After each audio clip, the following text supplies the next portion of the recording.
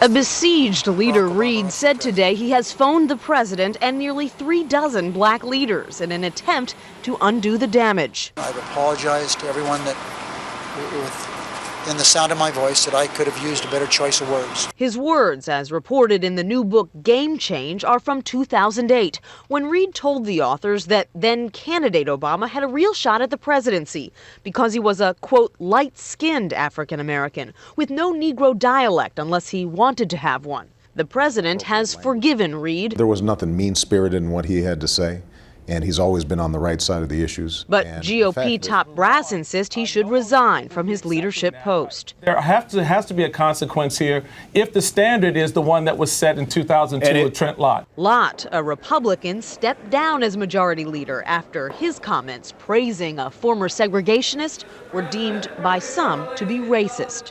When Strom Thurmond ran for president, we voted for him. We're proud of it. And if the rest of the country had followed our lead, we wouldn't have had all these problems over all these years either. Even if Reid retains his post, the flap won't help his bid for re-election in Nevada, where recent polls show he'd lose to any of the 3 top Republican candidates. Add that to the 2 Senate Democrats who announced their retirements last week, plus the 4 other Democratic Senate seats in jeopardy, and the party in power risks losing its grip on its 60-seat supermajority, which allows Democrats to pass legislation without a single Republican vote. Each individual story, like a snowball rolling down the hill, it builds into something much bigger, and it leads to this impression broadly that Democrats aren't able to govern, that they're constantly squabbling, and that they're panicking about 2010.